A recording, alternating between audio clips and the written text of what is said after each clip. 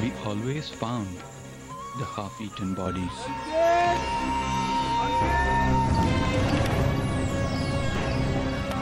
I was really shocked when I saw the tracks of the animal which had killed that child. In 1996, a reign of terror swept through northeastern India. Night after night, an insatiable killer stalked the children of Uttar Pradesh. No one knew if the murderer was man or beast. We don't know when or where it will strike next. No one knew why children were being killed, or if it would ever stop. Our job is to kill this man-eater.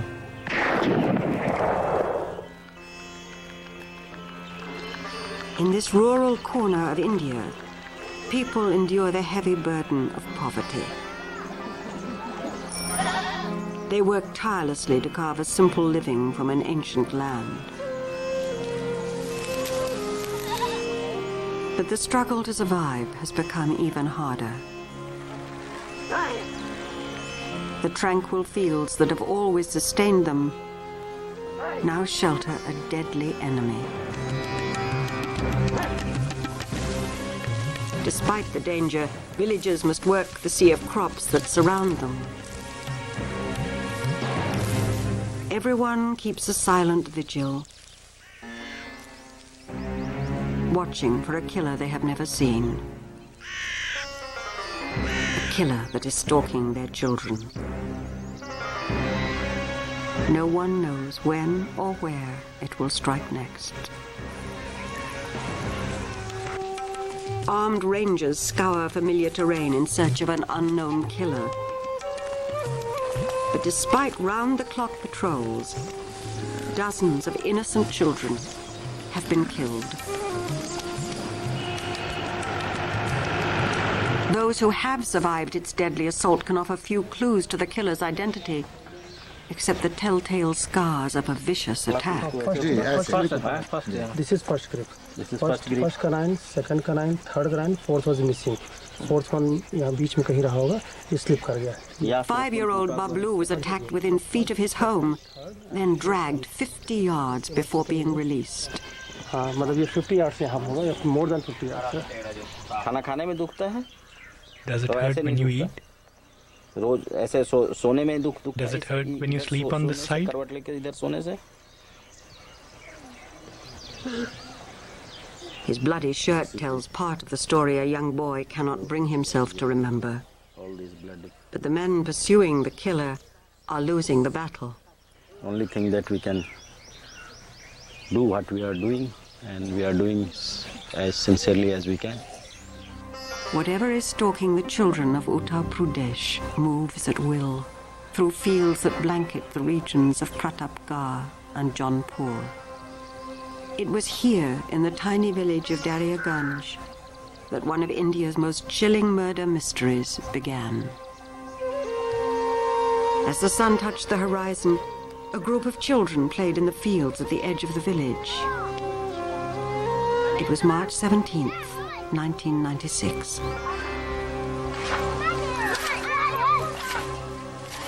As they did every day, mothers worked while they watched their children play.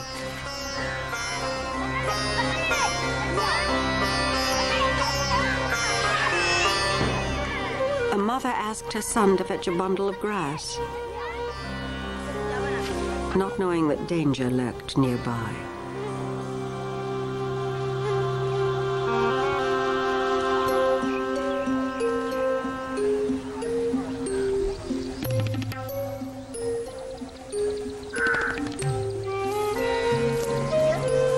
There was no sound, no sign that anything was wrong. But Ankit Kumar never returned. The boy's parents raised the alarm, and hundreds joined in the search.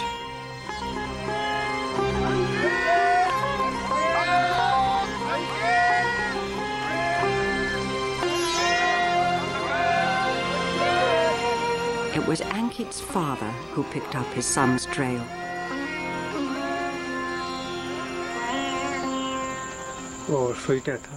We found a sweater, and when we went the other way, we found some torn and bloody clothes.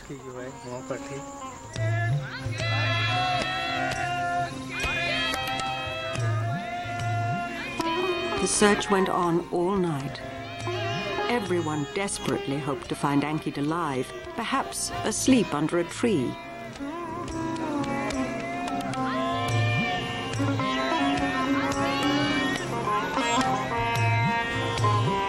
At first light, his parents' worst nightmare came true.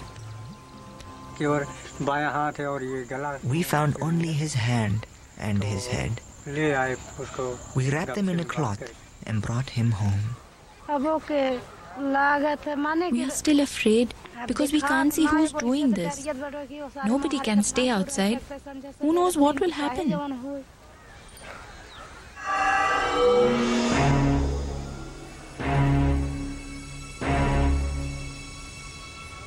Patrols were set up around the perimeter of the village.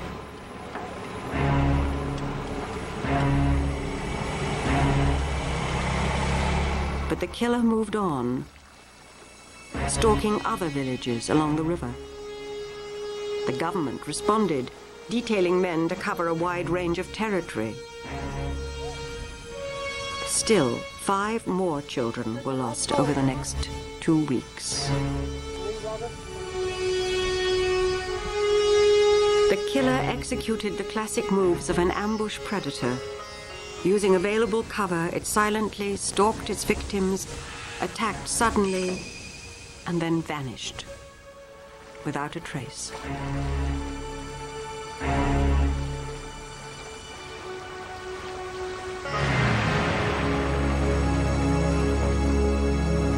The Rangers adopted a proven strategy, one traditionally used to trap tigers and other predators.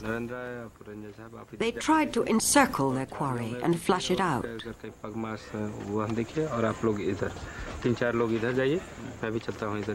But the plan never seems to work. Instead, the men are left with a recurring tale of tragedy. Everyone is aware of the threat, but there is little they can do to protect their children. Men are up against a killer that moves like a phantom in the night. Next, authorities turn to the man who tracked down the infamous man-eating tigers of Dudhwa. Dr. Singh's investigation leads him... Bordering the villages were stained with the blood of 7 children.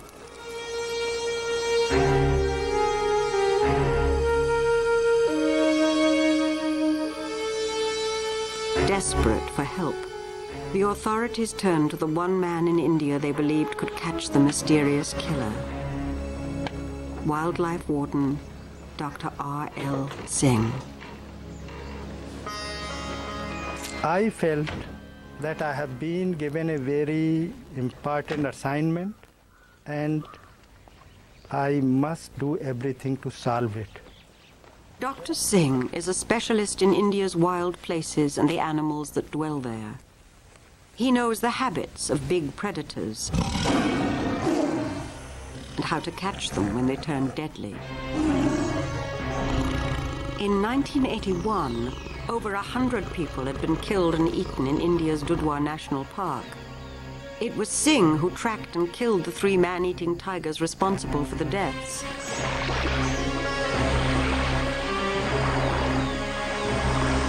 But Dr. Singh was confronting the toughest challenge of his career. Tigers don't live in this part of Uttar Pradesh. He was facing an unknown adversary in a deadly race against time.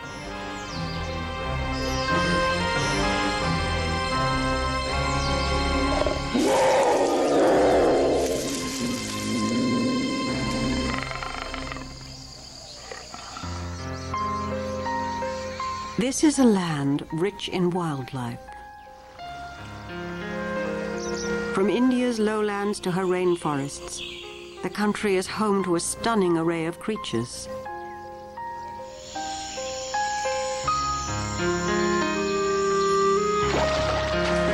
The people of India have always accepted and sometimes even worshipped the animals they live with.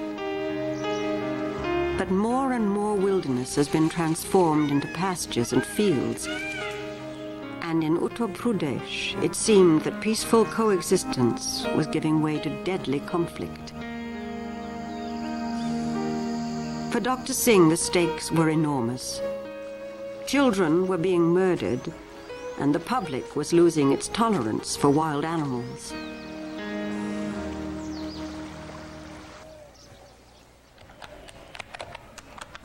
Singh began his investigation by building a profile of possible man-eaters in the region. The Indian wolf.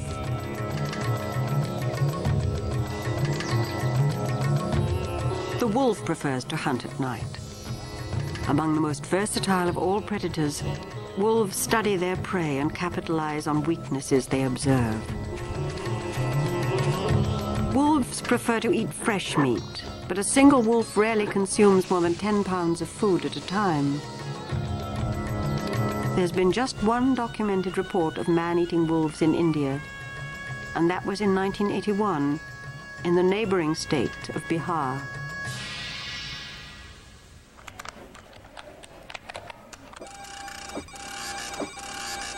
The Indian striped hyena.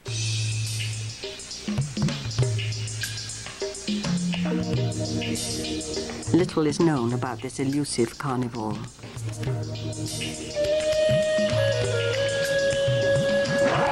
Like its African relative, India's hyenas are opportunistic and generally feed at night. Known primarily as scavengers, they are also accomplished hunters. In India, they have sometimes been accused of man-eating, and recent eyewitness accounts described an animal with stripes. It was clear what Singh had to do.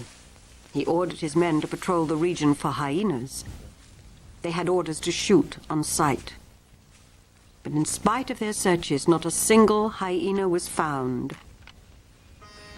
And the number of bodies discovered in the fields climbed steadily to 15.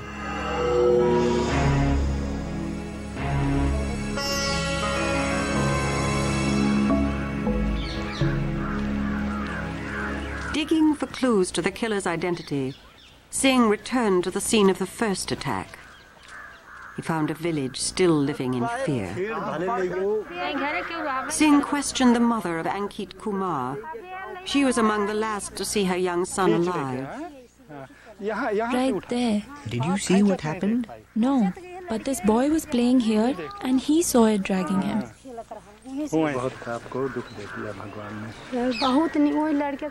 Of all my sons, he was the smartest. He talked a lot.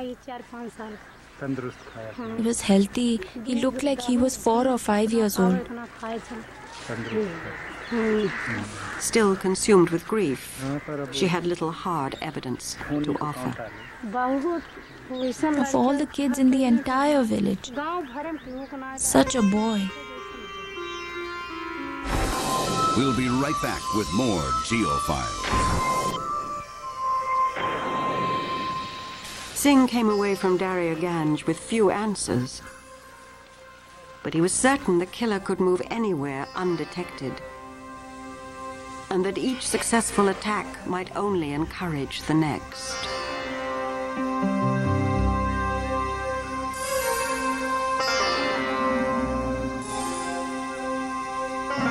Already people were afraid to leave their homes after dark. They felt the only safe place for their children was inside.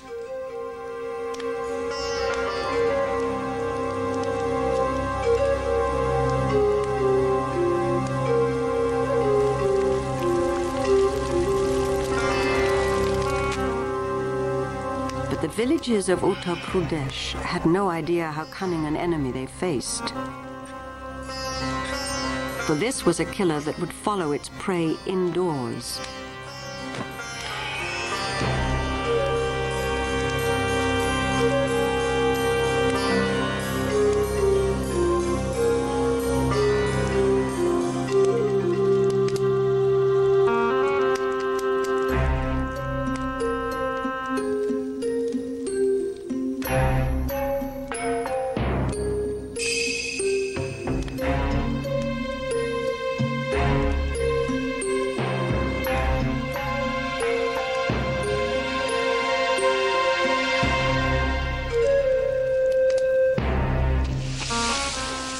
Now the killer was snatching children from their beds in the dead of night.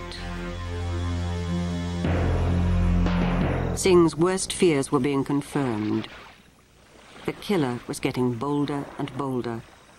We felt defeated, and we also realized that we are dealing with an animal which is much more cunning, clever, and is able to anticipate our moves.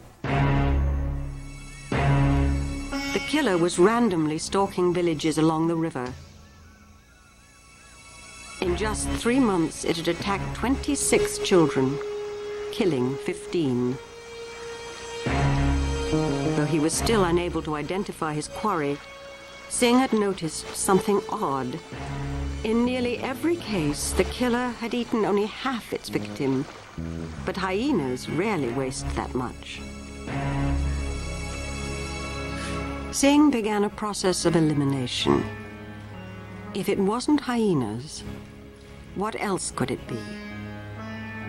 As other possibilities began to take shape, the case would take a surprising and terrifying turn.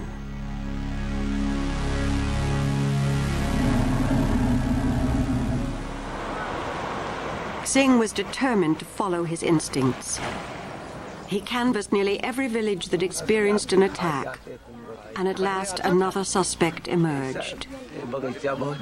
They used to live in the jungle.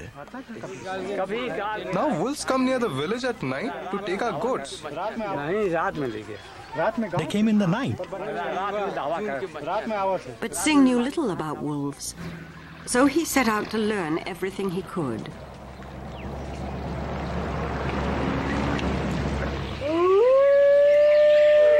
More than 30 types of wolves inhabit the earth. They vary in size and color, from the white wolf of the Arctic to the gray wolves of North America. Wolves live in family groups called packs that are usually dominated by 2 animals, the alpha male and female. This pair leads the pack and are the only wolves that breed. In the spring, the alpha female gives birth to a litter of 4 to 7 pups. Wolves are devoted parents. Over the next several months, they will feed their young and teach them essential survival skills. Wolves are endangered throughout much of the world, but in India they are legally protected. Most of what is known about the Indian wolf has been discovered by one man, Dr. Y.V. Jalla. But Jalla disagreed with Dr. Singh's suspicions. I believed that the wolves were innocent, and I wanted to prove them so. A wolf is a very shy, secretive, elusive creature who avoids humans on all accounts. It's more likely that a leopard or a hyena were responsible for these killings than wolves. The chances of them being wolves were remote, extremely rare. Coming up, Dr. Singh hits a roadblock on his quest to stop the killing. Without hard evidence, he cannot persuade villagers or the authorities that the wolves are to blame. They call them our wolves. According to Jalla, an adult wolf usually makes a kill every 3 days. But if the carcass is disturbed by people, it won't return to the scene of the kill. Instead, it will move on to new hunting grounds. It's an effective strategy, honed by instinct and a remarkable ability to adapt. Was it possible that wolves were using this strategy to hunt children in Uttar Pradesh? As Dr. R.L. Singh pored over the details of each attack, a pattern began to emerge. On average, the attacks were occurring 3 days apart. The killer rarely struck twice in the same village, and none of the victims was completely consumed. It all seemed to be leading to an inescapable conclusion. All of these clues indicated that wolf appears to be the main suspect. But without hard evidence, scientists, government authorities, and villagers rejected Singh's theory that the killer was a wolf. Villagers admit that wolf is found and found in good number in this area, but never seen it attacking children. So they feel that it has lived here since ages. And if it hasn't attacked their children, why should it do it now? But Singh had uncovered more than a suspect. He'd also uncovered a motive. In Uttar Pradesh, wolves live close to livestock and villages, and each year the human population grows. Nevertheless, people have retained their respect for wildlife, and wolves roam the landscape free and clear. But increasingly, it's a landscape stripped bare of the wolf's traditional prey.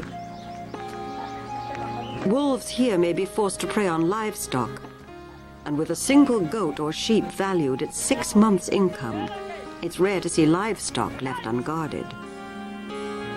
While many children must look out for themselves.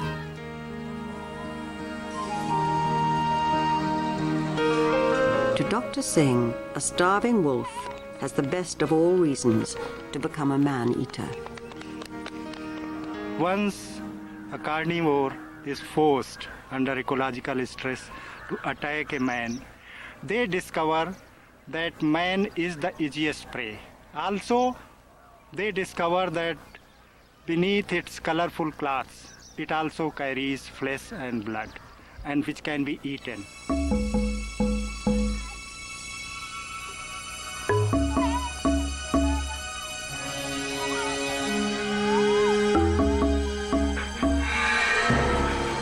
If he was to save the children of Uttar Pradesh, Singh would have to catch the killer fast. But it wouldn't be easy.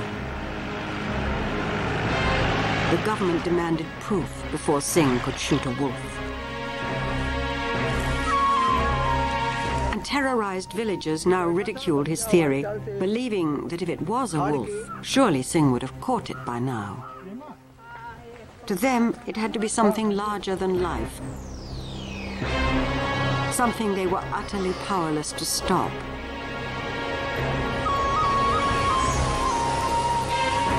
When the authorities went to the scene of yet another attack, the victim's mother made an incredible claim. She had seen the killer, and it wasn't a wolf. It was dark, and he came from there. He was wearing black clothes. He seemed to look like a man. His face was covered with some cloth. I remember his hands. They were like claws. It was about 2 o'clock in the night. I was fast asleep. When he pulled on Babita, the cot moved a little and I woke up. He was pulling her by the neck. And she said, "Ah, ah."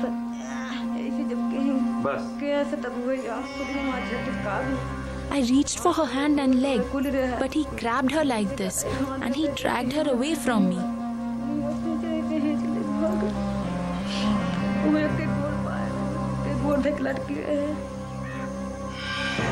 Then he hit me. I cried out, "He's taking Babita! He's taking Babita!" Everything happened so fast. He hit me so hard I fell. Then he took her away.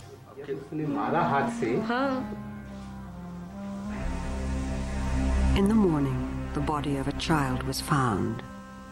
It was Babita. Word that the killer was a man-like creature with supernatural powers spread like wildfire. Everyone spoke in hushed tones about a killer they called the Manhai. We saw it with our own eyes.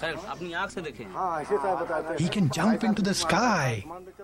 He has fiery red eyes that glow in the dark. He has flashlights shining from his knees. He sprinkles magic dust in the eyes of the mother and father so they fall asleep and cannot shout or seek help. People say he's killing the children for their kidneys and the blood. To villagers, this supernatural killer could do anything, could be anyone. No one was above suspicion.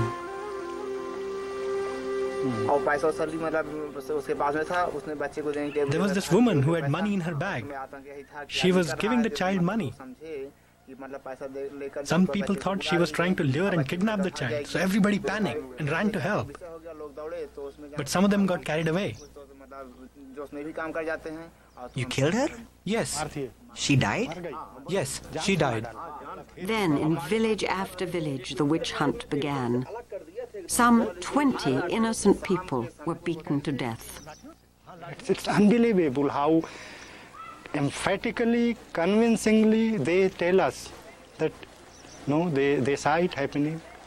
It's unbelievable that.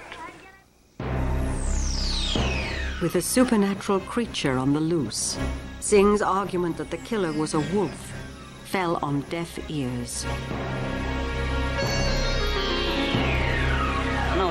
It was definitely a man.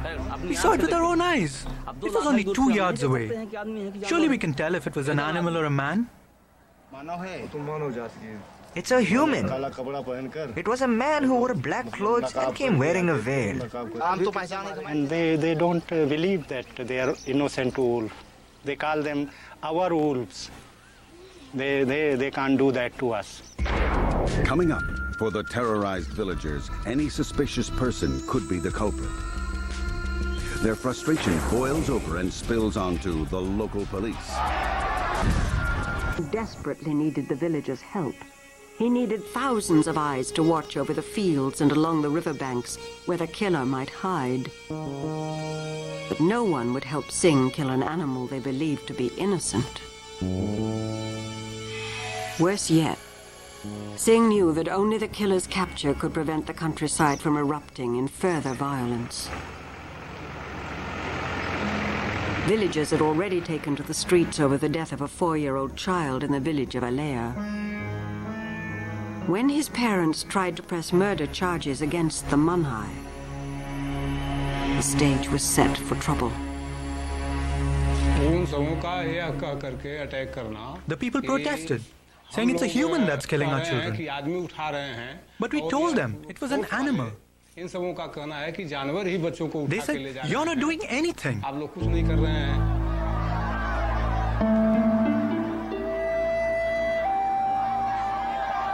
With no one to turn to, the frustrated parents carried the child through town.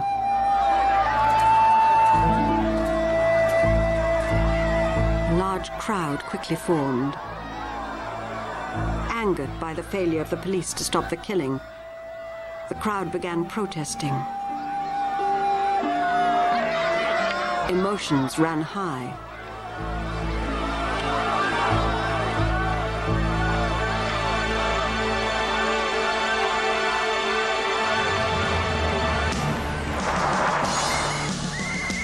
We rushed to the scene to break up the crowd.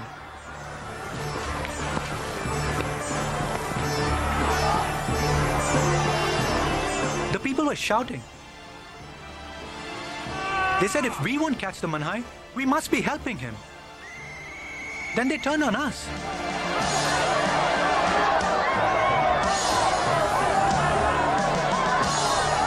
The crowd savagely beat the policeman.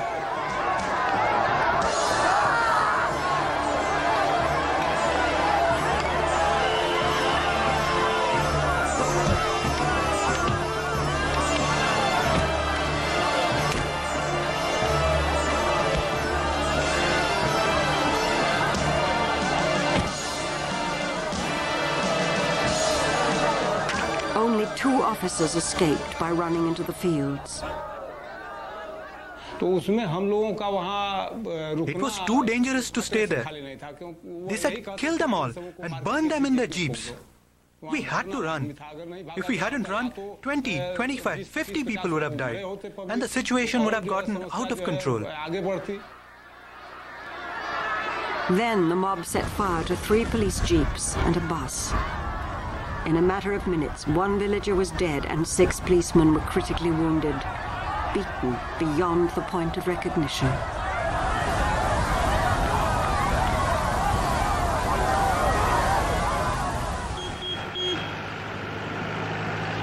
Uttar Pradesh was on the verge of anarchy when Singh went to the temple of Kushfira to investigate the disappearance of another young boy. The child was killed in that hut, and we were looking for the body. We found the half-eaten body. And then following the footprints from there, we reached the den site. This was the break Singh had been waiting for. It was a wolf den, and nearby he found what appeared to be parts of the boy's body. Singh believed he had found the killer's lair. At last the authorities agreed. They allowed him to kill the wolves at the site. Singh's men dug out the den, captured a wolf pup inside, and decided to use it as bait. Lured by the cries of the pup, the adults drew near. Singh's men shot 2 on sight.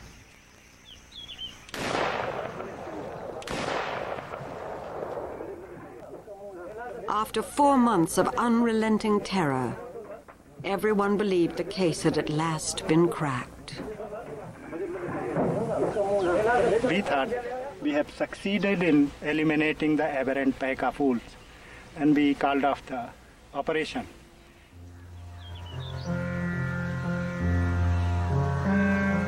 Word of Singh's success spread quickly from village to village. The quiet rhythm of life seemed once again restored.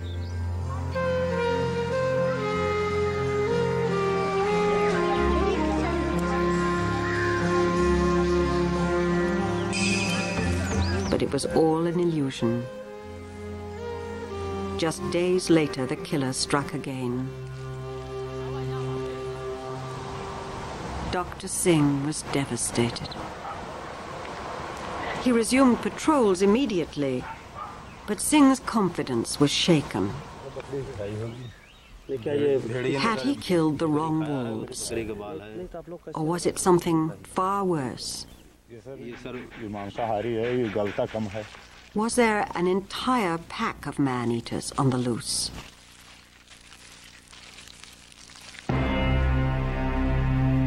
Fearing the worst, Singh stepped up efforts to catch the killer.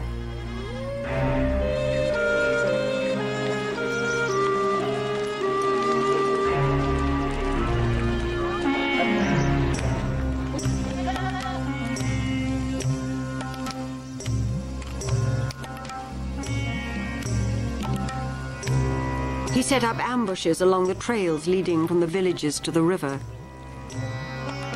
Live goats were used as bait to lure the man-eater within shooting range.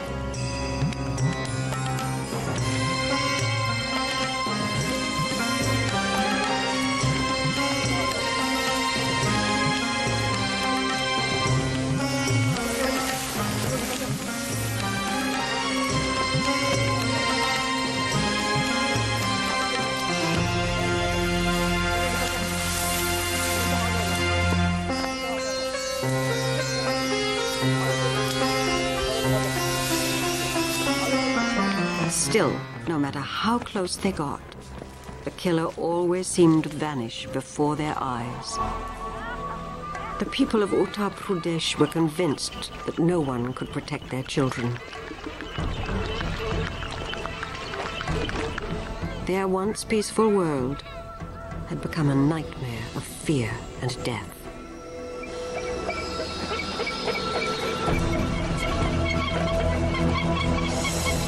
By midsummer, 53 children had been attacked.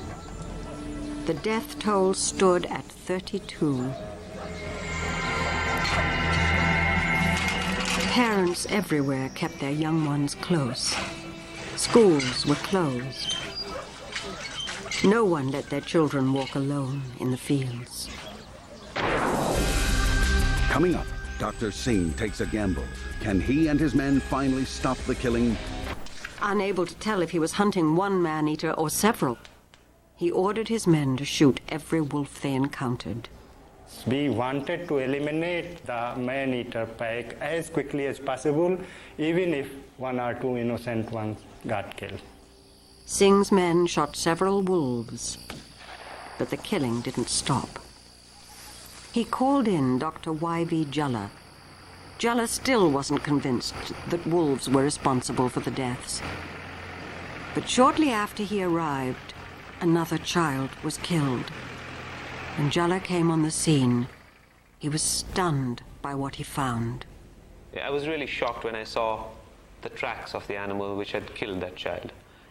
When we saw the body, it was definitely killed by an animal. It was partly consumed, not partly, almost wholly consumed. The viscera was gone. There was just the head and the thorax which remained. It was a very small boy. And we found evidence in the village at the site of the attack, as well as near the body. For the attack was done by a large canid. The prints were of a large canid. We collected hair from the bodies and clothing of children which were attacked, and electron micrographs, which I have here with me. Jalla compared electron micrographs of the killer's hair with hair from each of the suspects. Like a fingerprint, the evidence left no doubt about the identity of the killer. They don't match up with dogs, or with hyenas, or leopards, but they match, or with jackals. They match up with wolf hair. So we come to a conclusion, obviously, that the attacks were done by wolves. But Jalla's confirmation of Singh's long-held suspicion would not save lives. A killer was still at large. Singh decided to take a gamble. He halted the patrols and posted his men in the 20 most vulnerable villages.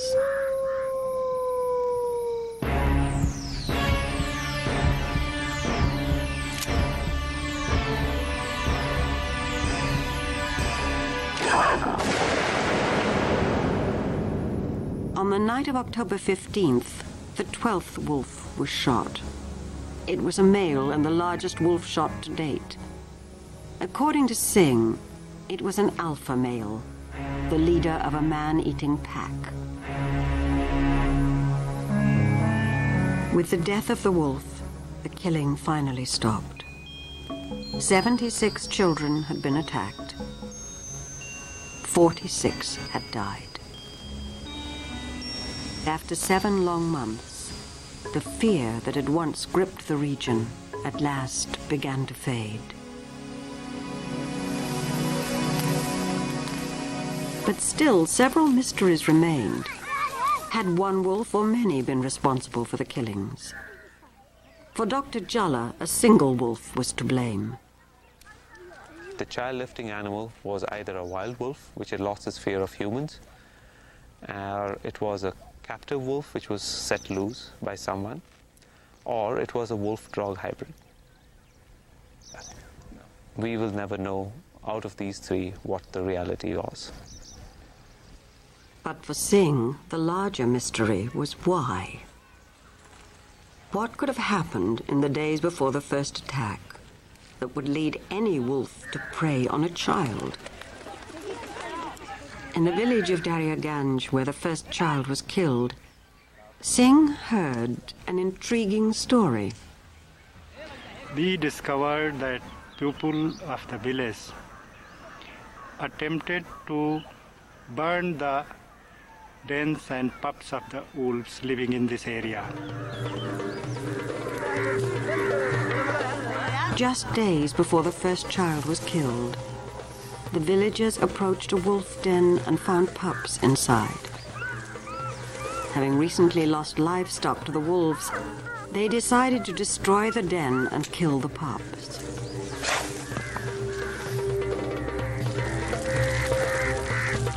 As flames and smoke filled the den, the pups were trapped. Then they tried to escape.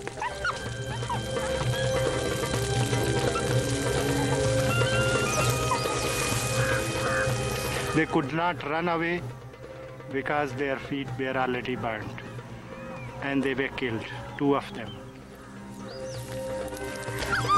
The villagers beat the partially burned pups, then took the bodies back to the village. Singh believes the parents then searched for their young ones and followed the pup scent trail back to the village.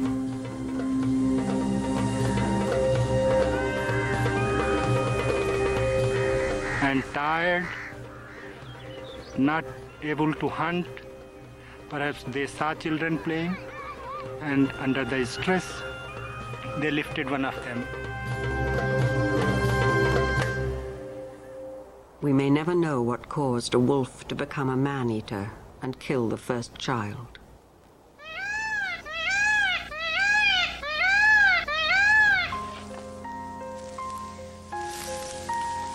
But in this land where so many people live side by side with so many animals, the balance of nature is precarious. Even the slightest of shifts can take a heavy toll on both sides.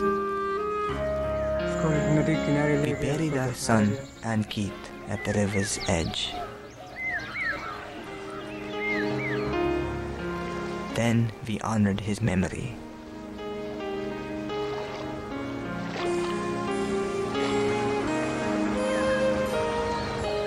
There's not a day goes by that we don't think about our son.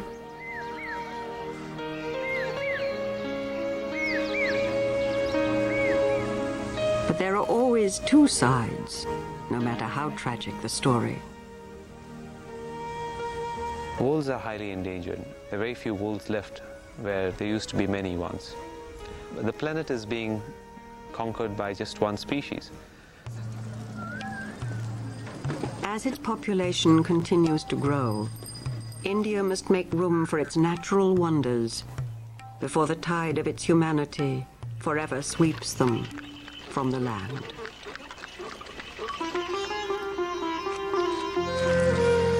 That is the fortunate part about India, that in spite of too many human beings, everybody firmly believes that earth belongs to all species which are native to Indian soil.